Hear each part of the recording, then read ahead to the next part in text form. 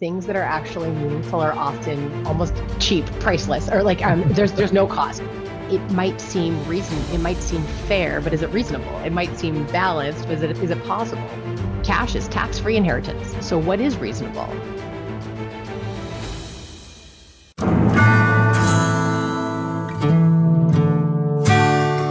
So part of this question, when you think about, do I really want to ask this? Well, asking it today, as Patty points out, is way better than not having that conversation until you're not around to help people understand. Yeah. No, that's well said, Chris. Thank you. Elaine is saying Patty's approach is wise and empathetic. There is an intent of compassion and desire to discover intent. Donald Larson was saying that they should have discussed the debt. And how many things go on to discuss that should be discussed out there for sure. Lots to unpack here, but let's keep going. Question 2. I love this one. Are there any specific items that are meaningful to you and you would like to inherit? What is this all about, Patty?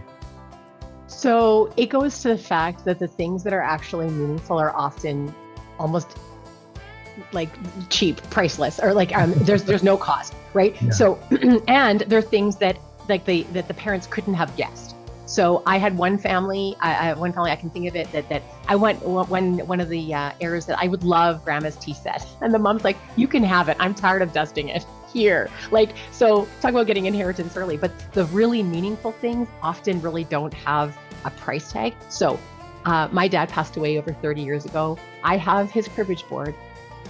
I don't know if you could sell it for 50 cents at a garage sale, but I'm going to tell you it is the most valuable connection I have to him. Right. So those things. I have one family, all 5 kids want the same blanket.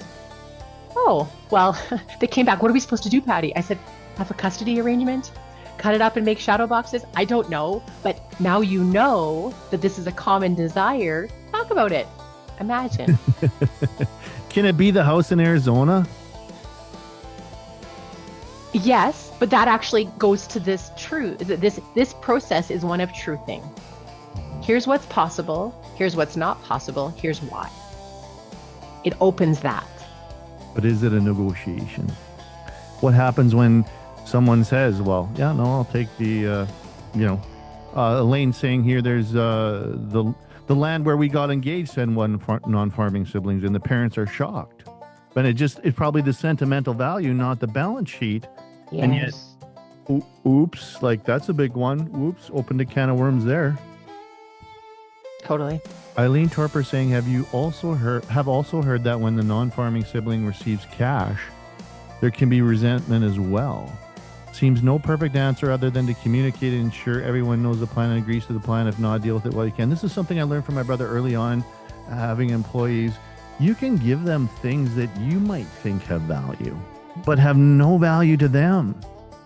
And if you don't ask your employees or your teammates what actually matters to you or your non-farming siblings, you could mistakenly give them a bunch, like the things that maybe he doesn't want the, John Deere tractor. You value it, but it's nothing to them. They can't do nothing. Well, and I would say there's many, many wills in which the farming child is responsible for creating the cash flow that did not exist during the time of the farm.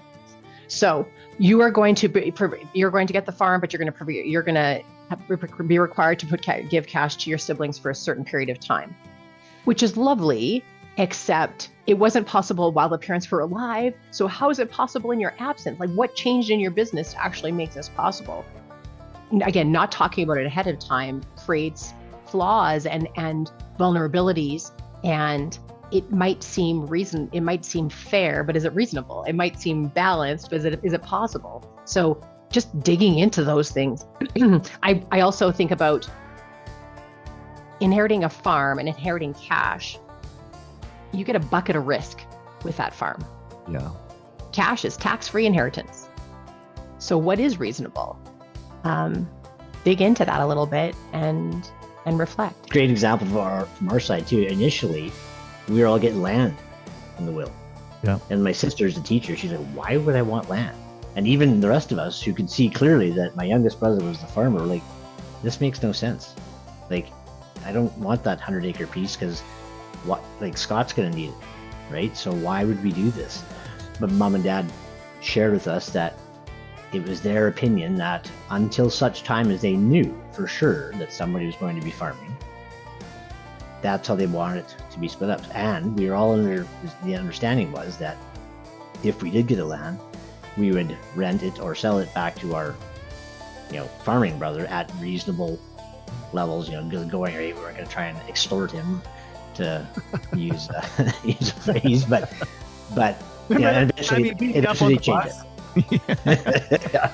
But eventually that changed, right? Eventually they, like Patty talks about all the time, it's an ongoing process. This isn't a one and done. So we all knew that sometime it was going to change, and eventually that did.